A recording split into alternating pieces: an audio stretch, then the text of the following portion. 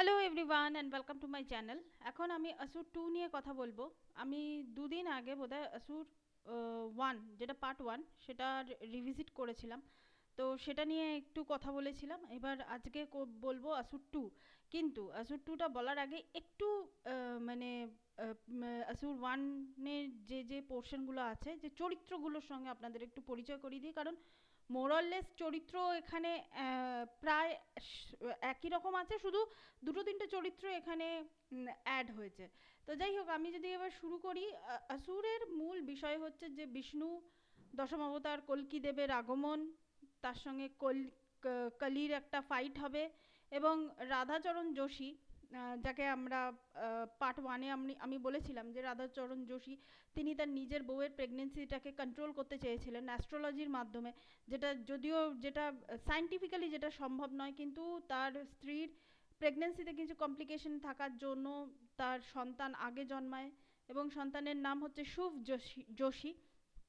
এবং তাকে ছোটবেলা থেকেই ওরকমভাবে তার মাথার মধ্যে ইনজেক্ট করতে করতে করতে করতে মানে ইভিল পার্টটাই তার মাথার মধ্যে চলে আসে, এবং ভালো কোনো জিনিস, যে ভালো বলতে আমরা যেটা বুঝি, যে সেই জিনিসটা তার মধ্যে থাকে না। এবং সে চায় যে পৃথিবীর মধ্যে থেকে যারা খুব ভালো মানুষ, খুব ভালো মানুষ না থাকলে তো মানে মানে না থাকলে না, থাকলে পৃথিবীর মধ্যে থাকলে তাহলে কি হচ্ছে যে কল্কি অবতার আসতে সময় নেবে। তো সেই জন্য সে চাইছে যে সে নিজেকে কলি মনে করে, এবং সে চাইছে যে সমস্ত ভালো মানুষদেরকে মেরে ফেলবে সে। তাতে কল্কি অবতার মানে বিষ্ণুর দশম অবতারের আগমন হবে, এবং তার সঙ্গে কালির একটা ফাইট হবে, মানে এটা সে মনে করছে। এবার শুভ এরপর যদি আমরা দেখি যে রিয়া বলে বাচ্চা মেয়েটা মারা যায়, এবং নিখিল তার স্ত্রী দুজনে আলাদা হয়, মানে মিউচুয়ালি সেপারেট হয়, কিন্তু ডিভোর্সটা হয় মানে এই সিজনের, মানে আসুর 2 সিজনের শেষের দিকে। এবং এখানে আমরা যেটা দেখতে পারি যে শুভ নিজেকে কলির উত্তরাধিকার হিসাবে নিজেকে মনে করে। আর আমি আরেকটা জিনিস বলেছিলাম যে পার্ট 1-এর ক্ষেত্রে রসুল ক্যারেক্টারটা কিন্তু খুব রহস্যময় ক্যারেক্টার, তখন থেকে কিন্তু রসুলের ওপর সন্দেহ হতে থাকে। এখানে একটা ক্যারেক্টারের ইন্ট্রোডাকশন হয়, সেটা হচ্ছে ঈশানী বলে একটা ক্যারেক্টারের ইন্ট্রোডাকশন হয়। সে সিবিআই হেডকোয়ার্টারে, সেই ইনভেস্টিগেটিং অফিসারের মধ্যে একজন, সেই সিবিআই হেডকোয়ার্টারে গিয়ে সেখানকার অফিসারের সঙ্গে যখন সে কথা বলছে, এবং সে যখন বুঝতে পারছে যে তার প্রত্যেকটা জিনিস রেকর্ডেড, মানে তার ঘর, সে কার সঙ্গে কথা বলছে না বলছে, সমস্ত জিনিসগুলো রেকর্ডেড, তখন কিন্তু একটা সন্দেহ আসে যে এরপর ঈশানী যে চরিত্রটা, সেই চরিত্রটার ওপরেও কোনো বিপদ আসতে পারে। তো এর মধ্যে যেটা হয় যে এখানে দেখা যাচ্ছে যে নয়না, নয়না মানে নিখিলের স্ত্রী, যিনি ফরেন্সিক এক্সপার্ট ছিলেন তার স্ত্রী, এবং ডিজে, ডিজে মানে আসাদ ওয়ারসির যে ক্যারেক্টারটা ধনঞ্জয়, তো সেই এরা দুজন আনঅফিসিয়ালি এই যে পুরো যে কেসটা হচ্ছে, এই কেসটাকে তারা স্টাডি করছে, আনঅফিসিয়ালি করছে। তার কারণ হচ্ছে যে এখানে অফিসিয়ালি কাজগুলো সিবিআই এর হাতে চলে যাওয়াতে, এবং ডিজেকে সেই জায়গা থেকে সরিয়ে দেওয়ার জন্য নয়না কি করে, যে নিখিলের স্ত্রী নয়না যেটা করে, যে ডিজেকে হেল্প করার জন্য সে ওই কেসটার মধ্যে ইনভলভ হয়ে যায়। এর মধ্যে আমরা দেখতে পাই যেটা, তবে এই সিরিজটার মধ্যে যেটা দেখানো হয়েছে সেটা হচ্ছে যে এই যে সাইবার অ্যাটাক হচ্ছে এখানে, অনেক কিছু, এই যে ডেটা ট্রান্সফার রেজিউম, যে যে জিনিসগুলো হয়, সেই সব একটু উন্নত টেকনিক্যাল জিনিসপত্র এখানে দেখানো হয়েছে। যেমন হঠাৎ করে একটা জায়গা খুঁজতে খুঁজতে, মানে তল্লাশি করতে করতে হঠাৎ করে mini super computer, high data ফ্রিকোয়েন্সিতে, এই সব কিছু টেকনিক্যাল জিনিসপত্র এখানে আসুর 2-তে কিন্তু আছে।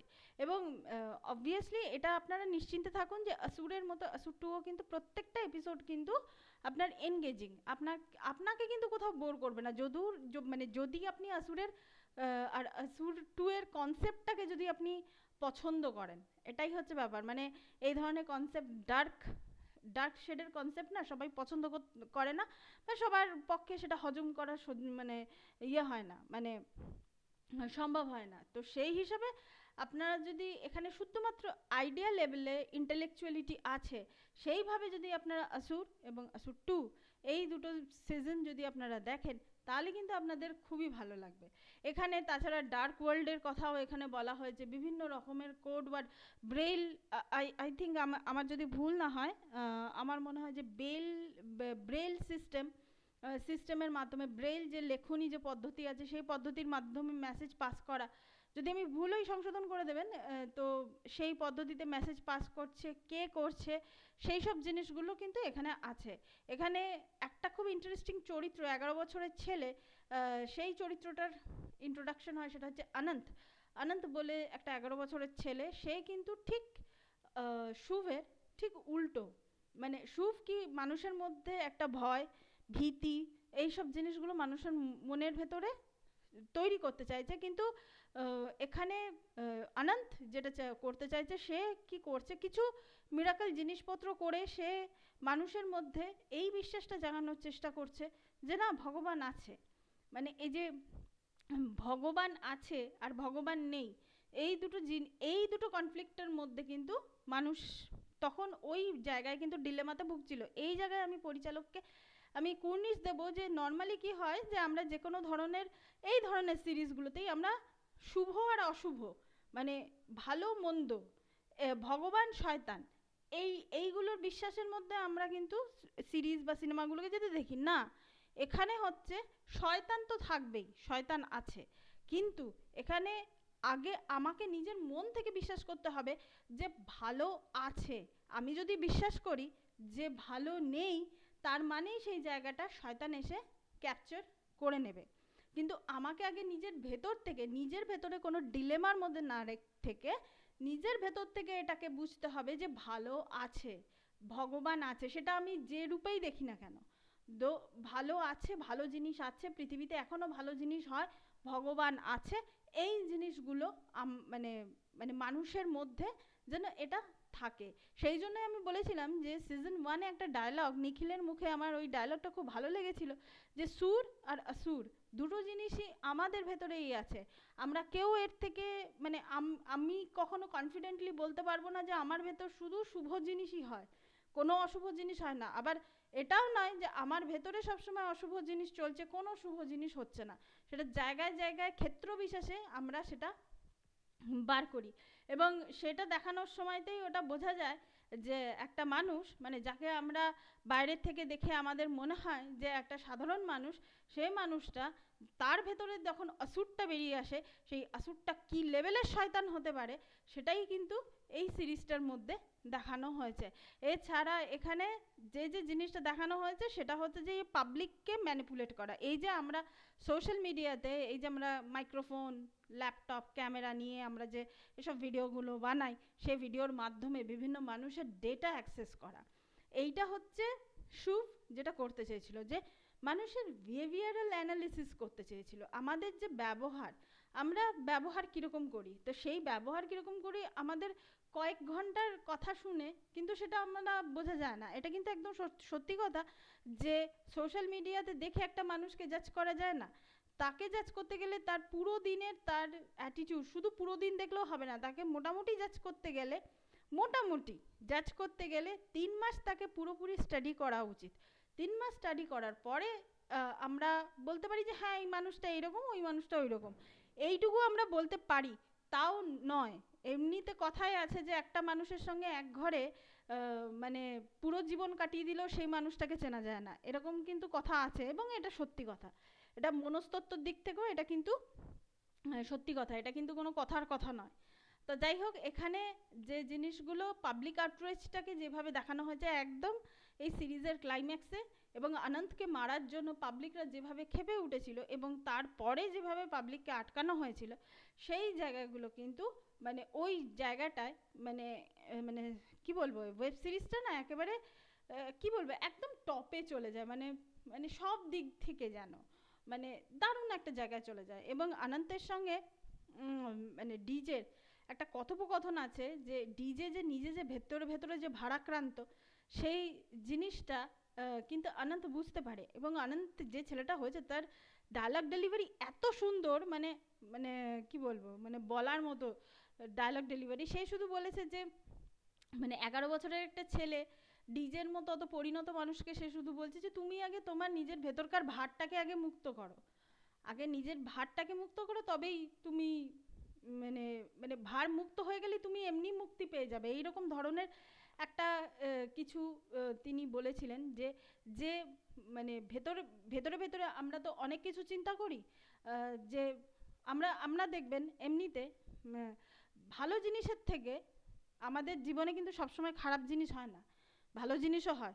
ভালো জিনিসের থেকে আমরা কিন্তু খারাপ জিনিসটা বেশি চিন্তা করি, ওটা কেন করলো, ওটা কেন বললো, ওটা কেন হলো, এটা হওয়া উচিত হয়নি, হয়তো এই জিনিসগুলো, এইসব জিনিসগুলো মানে ইউজলেস জিনিসগুলো হয়তো বলা বা করা বা এইগুলো নিয়ে ভাবা হয়তো কোনো দরকারই পড়ে না, মানে হয়তো মানে ওগুলো হয়তো বেসলেস জিনিসপত্র, কিন্তু আমরা কিন্তু ওটাতেই বেশি ইনভেস্টেড হই এবং আমরা কিন্তু ওই জিনিসগুলো বেশি করে দেখি। এবং আমরা কিন্তু তার প্রকৃষ্ট প্রমাণ আমি বলে দিচ্ছি আপনাদেরকে, এই যে কন্ট্রোভার্সি, আমরা কিন্তু কন্ট্রোভার্সি, সত্যি বলছি আমরা কিন্তু কন্ট্রোভার্সি পছন্দ করি। একটা কন্ট্রোভার্সি ভিডিও রিচ আর একটা এমনি প্লেন একটা কোনো নর্মাল একটা ভিডিও রিচ আপনারা কম্পেয়ার করে দেখে নিন, এই জিনিসগুলো কিন্তু হয়। যত বেশি কন্ট্রোভার্সি হবে তার মানেটা কি হচ্ছে, রিচ পাচ্ছে, দেখি কি হয়েছে ওখানে, এই যে কৌতূহলবশত ওইগুলো দেখা, যে ও আচ্ছা আচ্ছা এ ওকে ওটা বলেছে, ও তাকে সেটা বলেছে, এবার লোকের মাথায় কি চলবে, হয়তো ঘটনাটা ঘটেছে একটুখানি, লোকের মাথায় সেটা হতে হতে হতে হতে অনেকটা বড় হয়ে যায়। এইখানে কিন্তু ওই জিনিসটাই শুভ এখানে যেটা দেখাতে চেয়েছে, যে লোকের মধ্যে একটা ক্যাওস তৈরি করতে চেয়েছে, ওই ডেটা অ্যানালিসিস করে সে যেটা করতে চেয়েছে যে একটা ক্যাওস মানুষের ভেতরে একটা ক্যাওস তৈরি করে দিই, মানুষকে ভয় পাইয়ে দিই, মানুষকে মানে কি বলবো কনফিউজড করে দিই, কনফিউজ করে দেওয়ার পরে তারপর মানে কি মানুষ, ভালো মানুষরা ইদার মারা যাবে আর বাকিরা আমার দাসত্ব স্বীকার করে নেবে, এরপর শুরু হবে, এরপর বিষ্ণুর দশম অবতার আসবে এবং তার সঙ্গে আমি মানে এবার মানে শুভ নিজেকে যেহেতু কলি ভাবে, তো সেই হিসাবে তার সঙ্গে তার একটা ফাইনাল এবং একটা ফাইট হবে, কিন্তু আলটিমেটলি সেটা হয়নি। শুভ আমরা দেখতে পাই যে সিরিজের শেষে শুভ মারা যায় এবং বৃন্দার যে ক্যারেক্টারটা, এবং এটা আমাদেরকে দেখানো হয়েছে যে বৃন্দার ক্যারেক্টারের মধ্যে কলি আর শুভের মানসিকতা বা মেন্টালিটিটা বৃন্দার ক্যারেক্টারের মধ্যে চলে গেছে, কারণ কলি কখনো একটা রূপে কখনো থাকে না, সে রূপ চেঞ্জ করতে থাকে। তো এইটুকুই হচ্ছে আসুর 2। আমি তো খুব চাইবো যে আসুর 3 যাতে আসে, সেরকম আসলে খুব ভালো হয় আসুর 3 আসলে। তবে এটাও সত্যি কথা, আসুর 2 এবং আসুর 1 এই দুটোর মানে কি বলবো, যে হাইপটা এতটাই, আসুর 3 যদি সামান্য পরিমাণে যদি খারাপ হয়ে যায় না, তাহলে কিন্তু মানে পুরো সিরিজটা খুব খারাপভাবে ব্যাশিং হবে। তো সেই জন্যই দেখা যাক আসুর 3 আসে কি না, কিন্তু একটা তো আসুর 3 আসার একটা তো ইয়ে রেখে দিয়েছে এরা, একটা তো মানে কি বলবো, একটা কানেকশন তো রেখে দিয়েছে, দেখা যাক কি হয়। তো thank you so much, that's all, please keep watching and please subscribe my channel, till then good by.